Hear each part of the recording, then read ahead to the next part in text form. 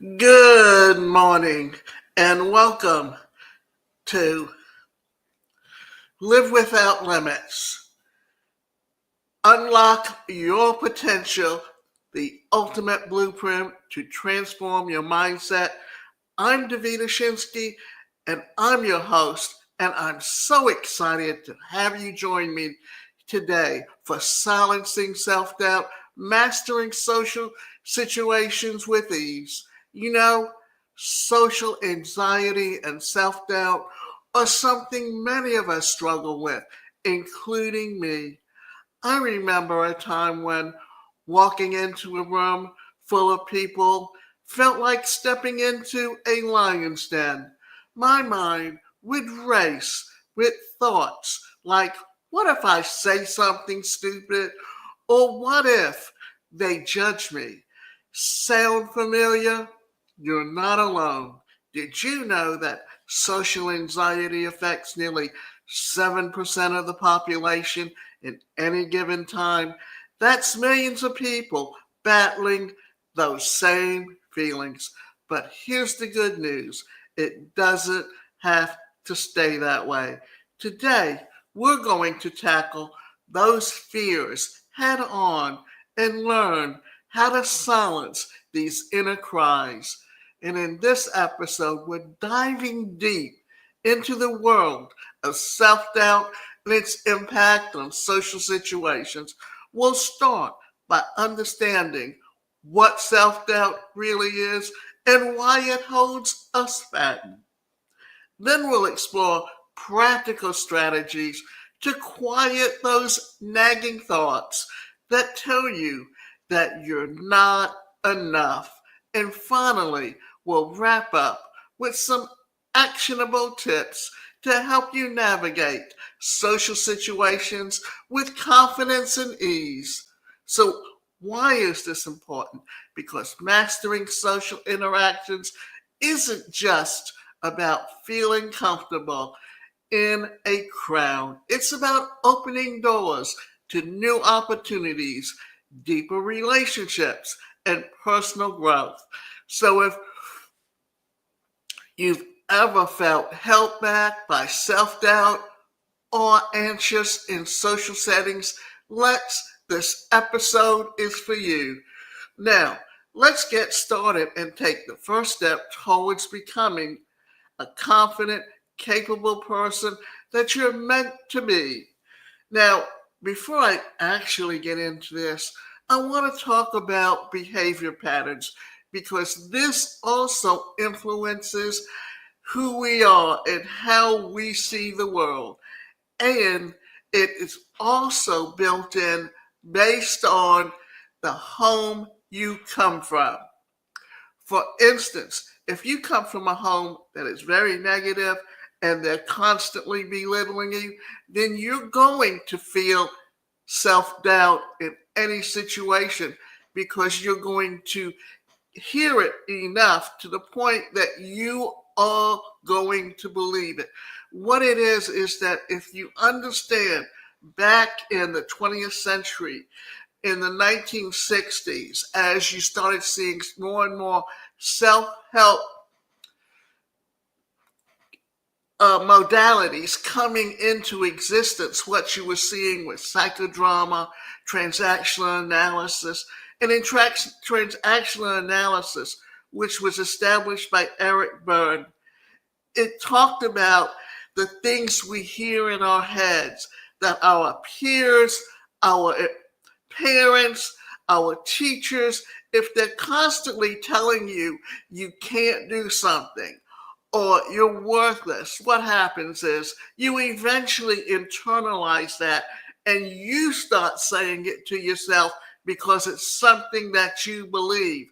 So that what you need to do is learn how to overcome it. Now let's talk about different behavior patterns.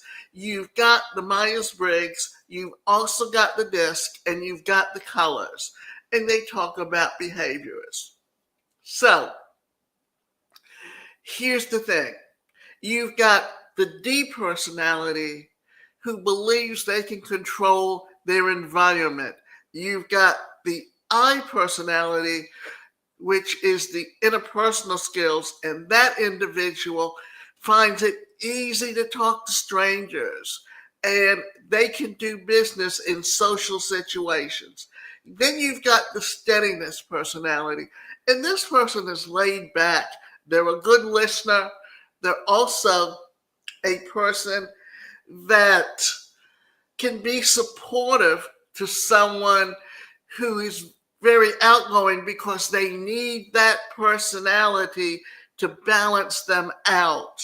And then and that personality basically goes by the book and how they do things. Then you got the conscientiousness personality, and that person questions everything. Now, we have all these behavioral patterns within us, but what happens is we need to learn to move and be fluid, and that way we can move from different ways in how we handle situations based on the situation we're in. So what is self-doubt? Let's start by understanding self-doubt. At its core, self-doubt is that little voice in your head that questions your abilities, decisions, and self-worth. It whispers things like, you're not good enough, or what if you mess up? And this is what I'm talking about in transactional analysis, because these are the things that you are repeating to yourself over and over again. And if you look at the secret or the laws of attraction, what happens? That is a modality that has expanded from transactional analysis and psychodrama and some of those modalities that came out of the 20th century, and applied it in a way to help you retrain your thoughts and how you think. In social situations, self-doubt often shows us fear. Fear of saying the wrong thing, fear of being judged, or fear of making a fool of yourself instead of focusing on the present. Your mind becomes consumed with the worst case scenario. You might hesitate to speak up, avoid eye contact, or even skip social gatherings altogether. Here's where self-doubt and social anxiety are closely connected. Social anxiety takes those doubts and magnifies them. It turns everyone's interactions, like chatting with coworkers or introducing yourself to someone new, into situations that feel overwhelming, while self-doubt feeds the fear of not being good enough. Social anxiety amplifies and that fear into avoidances or physical symptoms like sweating and shaking. So understanding how we react in this situation, and also how what our natural behavioral style also involves and inflicts itself into how we react in different situations. This is why it's so important for us to be able to understand where we're coming from and how to maneuver and how to change the way we think. And in the laws of attraction, it's talking about using affirmations to change your thought patterns and how you see yourself. And we've talked about that in other programs as well. So, what are some common triggers of self-doubt? Well, what causes self-doubt? Often it stems from three main triggers. And this is where the fear comes in and the perfectionism comes in and all those past negative experiences from when we were children and how we internalize that. So, what is fear of judgment? Well, we worry about how others perceive us, whether we'll be criticized or rejected. This fear can make us second guess everything that we do or say. Perfectionism is the belief that if you're not perfect, you've failed. It creates a constant pressure to perform flawlessly, which isn't realistic or healthy. And there's two ways that you can end up becoming a perfectionist. One being when you have parents that their expectations on you are that you have to be perfect and you buy into that and you're trying to be something that you're not. Or it can be you're living in a home where you have parents that are fighting and arguing. And as a young child, you think, oh, if I'm perfect, they will stop fighting with each other. And you try to be perfect. But you got to recognize that you have no control over your parents' behavior or their relationship. Past negative experiences. Maybe you've been embarrassed in a social situation before, or someone's hurtful words left a lasting impact. These moments can stick with us and feel and fuel our self-doubt. And what are those past? Those are the things that significant others or your parents or your teachers have told you. And that's where, when we talk about transactional analysis, how you internalize the things you hear and how you keep playing them in your head over and over again. Those are your past negative experiences. And then there's the role of overthinking and self-criticism. Sound familiar? It's when you replay a conversation over and over, analyzing every word you said, or you mentally beat yourself up for not being as funny or smart as someone else. This constant loop reinforces self-doubt. It makes social situations feel even more daunting.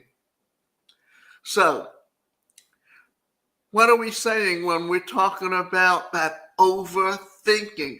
That's where you're trying to be the perfectionist and perfect. No one is perfect. Everyone has faults, and we gotta accept that we are who we are. How self-doubt affects social interactions. Now, let's talk about how self-doubt plays out in real life. Picture this. You're at a networking event and someone starts a conversation with you. Instead of feeling excited to connect, your mind races. What if I say something dumb? What if they think I'm boring? That hesitation often results in awkward pauses or a rushed exit, leaving you feeling defeated. In public speaking, self-doubt might lead to a shaky hands, a quivering voice, or forgetting what you wanted to say.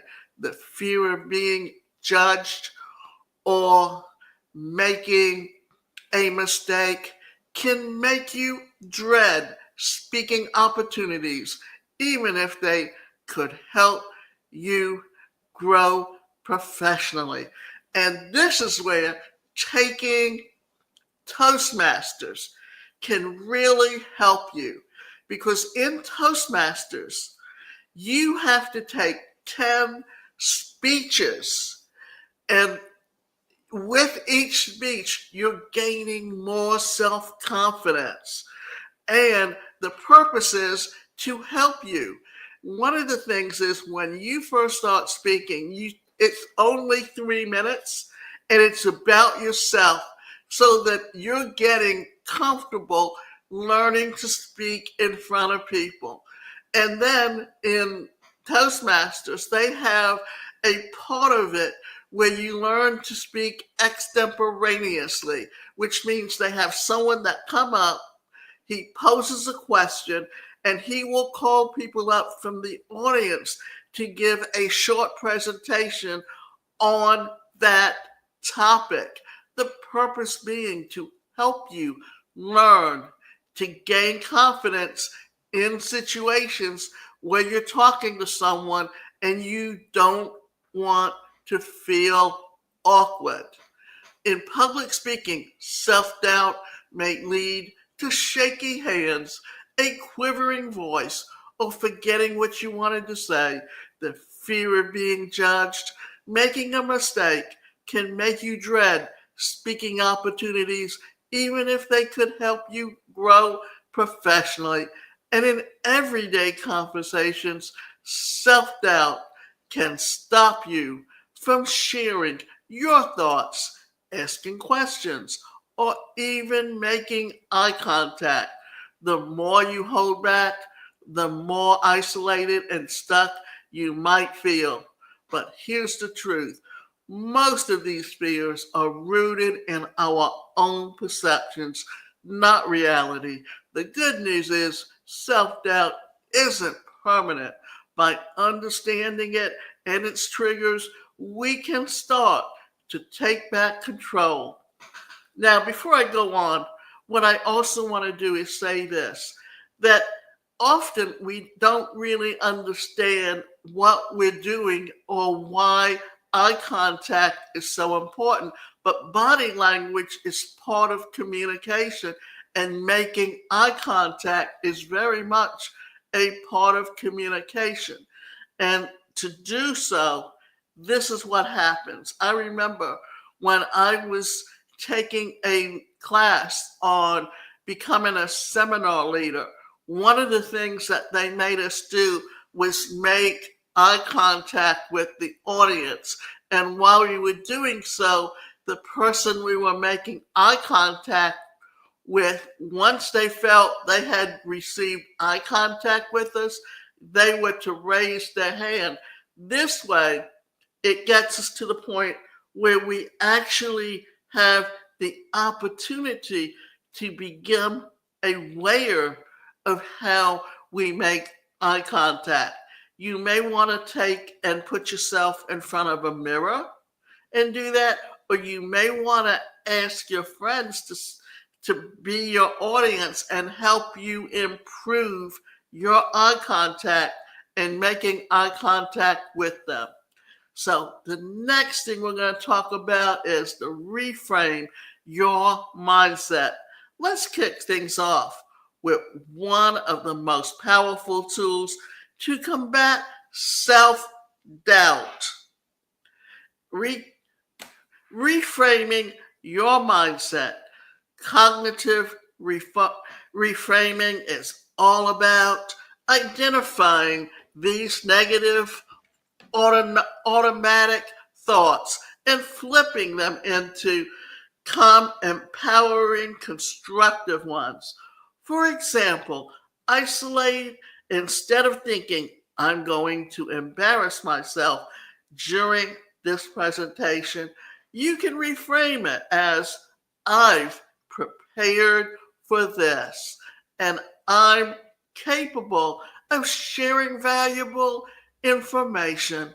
Or if you're dreading a social event and thinking no one will want to talk to me, you could reframe it as, there are people here who will appreciate what I have to share. The key here is to challenge your initial thought and ask yourself, is this fact or is it just fear talking? When you replace these doubts with a more balanced, a positive perspective, you start to create a mental shift that builds confidence over time.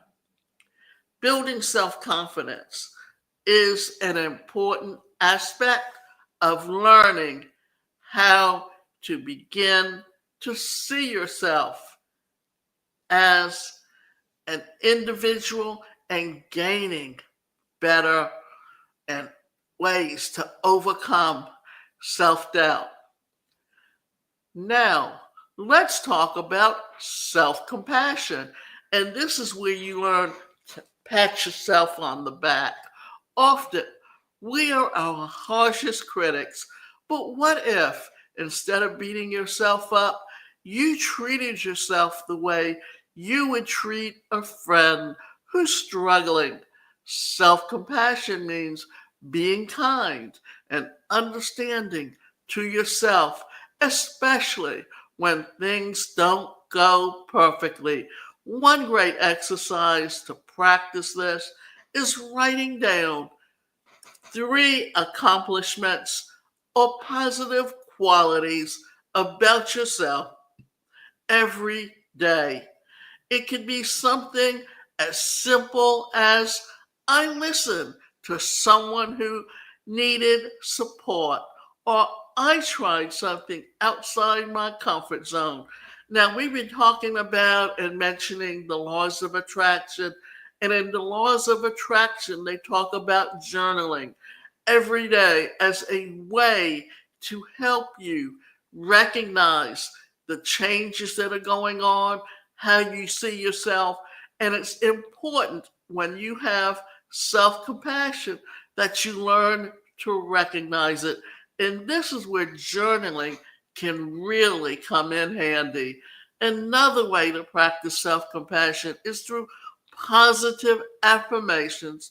Write down a few affirmations like, I am enough, or I am learning and growing every day, and say them to yourself every morning. Over time, this practice helps to quiet your inner critic and build a sense of self worth. And it's also a way to practice the laws of attraction. And when we're talking about the laws of attraction, we're talking about whether you have negative thoughts or whether you have positive thoughts. Those negative thoughts bring negativity to you because that's the energy you're putting out into the universe. And if you put out positive thoughts into the universe, then it's going to bring good things to you. So now we want to talk about how to prepare for success. Preparation is a game changer when it comes to reducing anxiety and silencing self doubt. Think of it in this way: the more you prepare, the, the more you'll feel confidence in yourself. If you're nervous about a specific situation, like a job interview or a networking event, role playing can be incredibly helpful. Practice with a friend or even in front of a mirror. Go over potential questions or scenarios to rehearse your responses. And don't underestimate the power of the small wins. Start with manageable goals. For example, if a large gathering is going to overwhelm you, begin by engaging with 1 or 2 people at a time. Celebrate the little victories. They are building blocks to confidence. Using visualization techniques. Now, visualization is also something that is talked about in the laws of attraction. That if you have a goal, if you can close your eyes and actually picture yourself having reached that goal, then that is what we're talking about visualization. You want to paint a picture. And remember this, when a speaker comes in, they use descriptive words to paint that picture for you. Take a moment now to close your eyes, unless you're driving, and imagine a social situation that usually makes you anxious. Picture yourself walking into the room, feeling calm and confident. See yourself smiling, engaging in conversation, receiving positive responses. Now, focus on how that success feels. Is it relief, pride, happiness? Let yourself sit with the feeling for a moment. This practice trains your brain to associate social interactions with positive emotions rather than fear of self doubt. You can do this before any big event, whether it's a meeting, a speech, or even a casual get together. Visualization isn't just about imagining success, it's about preparing your mind to approach challenges with confidence. The art of small talk. Let's start with small talk, something that can feel intimidating but doesn't have to be. Small talk is a skill, and like any skill, it can be learned and practiced. And this is something we learn in Toastmasters. When you learn to speak extemporaneously when you're asked for a question. Here's a tip. Focus on open-ended questions instead of asking, did you like the event? Try, what's been your favorite part of the event so far? Open-ended questions invite the other person to share more, which takes the pressure off you to do all the talking. Another great tip is to notice your surroundings. If you're a coffee drinker and you're in a coffee shop, you can say, the coffee here smells amazing. Have you been here before? There's these situations and cues are great conversation starters. Remember, small talk doesn't have to be profound. It's simply a way to build rapport and break the ice. The more you practice, the easier it will become. These are skills that we pick up and that we learn over time, especially if we have anxiety. The more you practice, the better you get. Let's talk about nonverbal communication. Did you know that much of what we communicate is nonverbal? It's why body language, eye contact, and tone of voice are so important. Now, have you ever watched an actor who can convey through their body language a feeling or an emotion where they don't have to say the words? There are many actors who can convey that, but there's just as many who don't have the skills because body language aims to stand and sit up straight with your shoulders relaxed. Avoid crossing your arms as it can come across as closed off. Instead, Use open gestures that make you appear approachable. Here's a closed response, and here's an open response. Don't forget your tone of voice. A calm, warm tone is inviting and reassuring. If you're nervous, take a deep breath before speaking to steady your voice. Your nonverbal cues often speak louder than your words, so use them to convey confidence, even if you're feeling nervous inside. So many people don't understand the importance of body language and really don't understand that it's a form of communication. Even if you're a musician or you are there listening to a speech or listening to the music, you are hearing the conveyance through the way someone says something or the way they position themselves or the way they move. It can really draws you in to what you're hearing and what you're listening to. Active listening is one of the most underrated social skills, and it's a fantastic way to connect with others. Often we get so caught up worrying about what we'll say next that we forget to truly listen.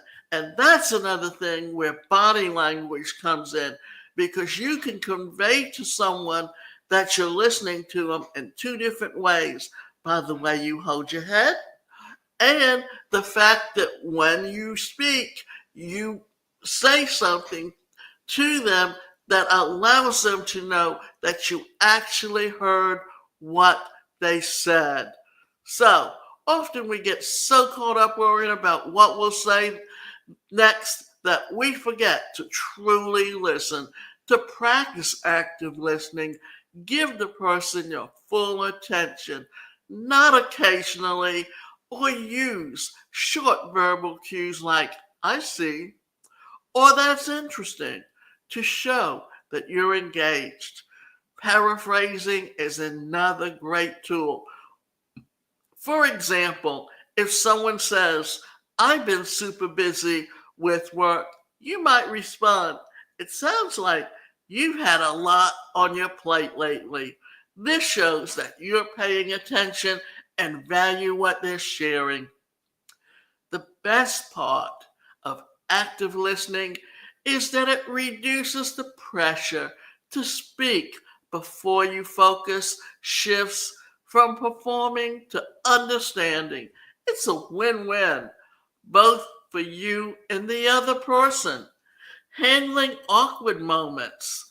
Let's face it, awkward moments happen.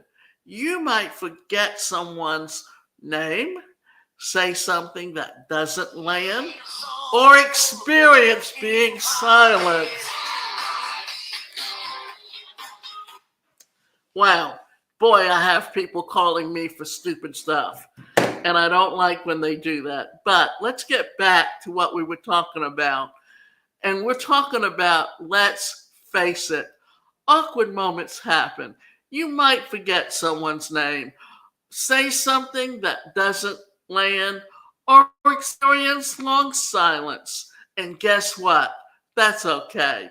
The key to handling awkward moments is to normalize them. Everyone experiences them, even the most confident people. If you fumble, acknowledge it with a bit of humor. If you forget someone's name, you can say, I'm so sorry.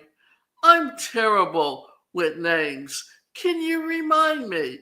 Silences can also feel awkward, but they're not the end of the world. Use them as a cue to ask questions or comment on something relevant to the conversation. Remember, Awkward moments don't define you, they're just blips in the flow of conversation. Now, gradual exposure to social situations. Let's talk about gradual exposure. If social situations make you anxious, start small and work your way up. Begin with low stakes interactions like saying hello to your neighbor or making small talk with a cashier. Once you're comfortable with those challenges, yourself to join a small group of conversation or attend a casual event.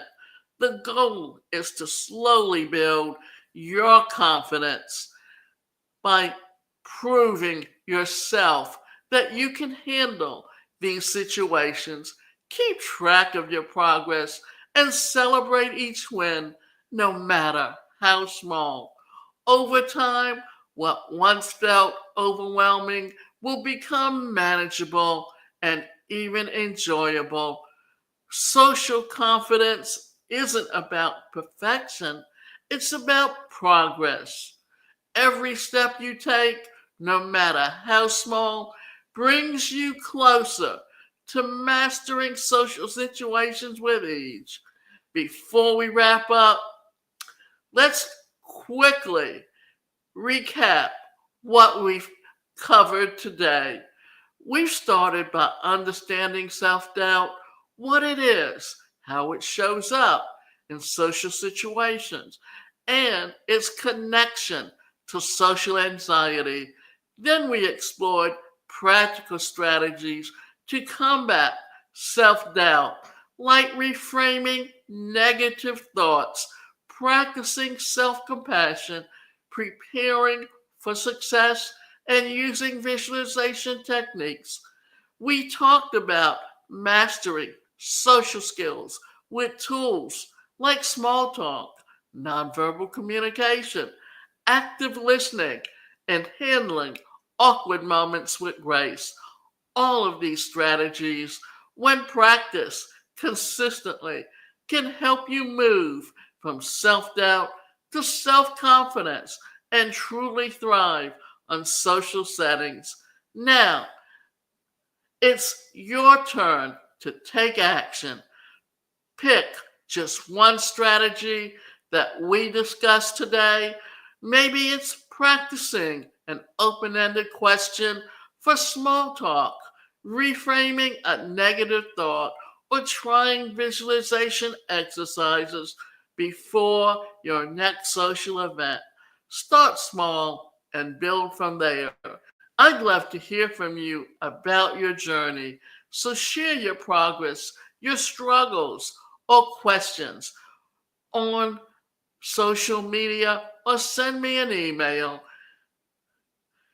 Remember, you have the power to silence self doubt and own every social situation you encounter.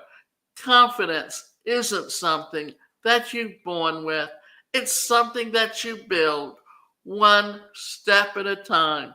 And thank you for spending your time with me today. If you found value in this episode, please subscribe, leave a review, and share it with someone who might benefit from it. And don't forget to tune in next time for more tips and strategies and insights to help you live with confidence and ease. Keep showing up, keep practicing, and keep believing in yourself. You've got this for now, for the future, and whenever this can help you get to the next level.